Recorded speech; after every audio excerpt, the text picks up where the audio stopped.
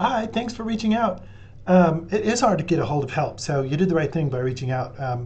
I think something that the library with the new dean is working on is to redevelop our web presence to make it actually kind of like helpful again. But reach out to me anytime for any question. And I know lots of people, and I'm going to include other people in on this video. So, looking for Blackout magazine. I was really worried that this wasn't like an official magazine, meaning that it was kind of an underground press sort of a thing.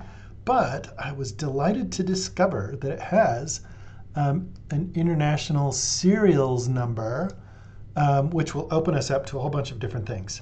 If you ever run across an idea, though, there's a lot of zines and homegrown publications, especially from the 70s and the 80s, that just kind of end up in archives and things like that. So I can help you track those down.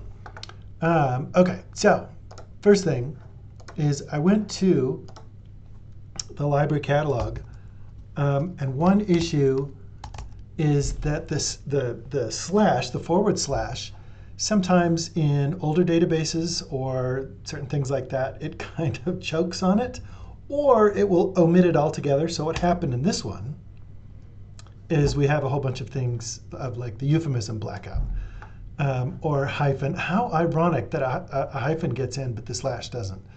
But if we take out the slash, I'm not sure it's going to give us, there's no journals. So it gets confused.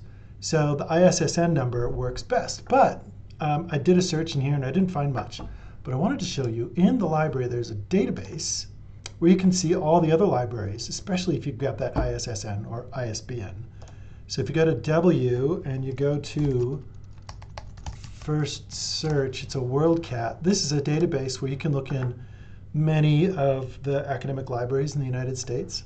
Go to advanced search, and then I'm going to grab the ISSN from my other monitor over here, and you can find the scope of how many people have this collected in a library.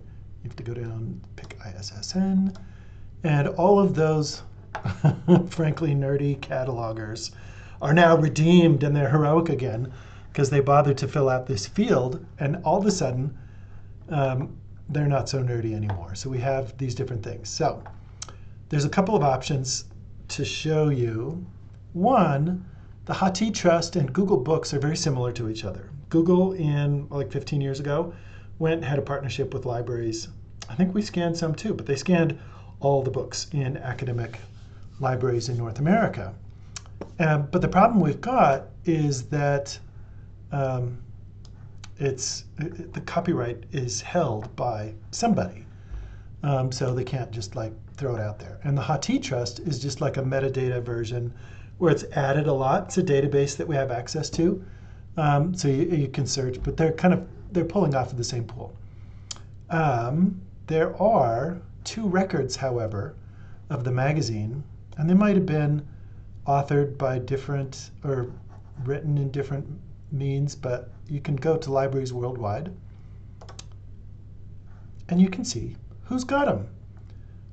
And so you can see that there's a lot of UC that has it, which makes sense because this publication came out of California.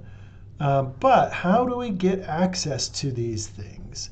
Because I went to one of these and it said, yeah, we have this in our archive, but you can't look at it. You have to come in and physically look at it. So my question for the Special Collections librarian and for the Interlibrary Loan librarian CC'd on this, how do we get access to this? Does the patron have to go to UC Berkeley and get some fine sourdough bread while looking at this? Or is there a means where we can work with the archives?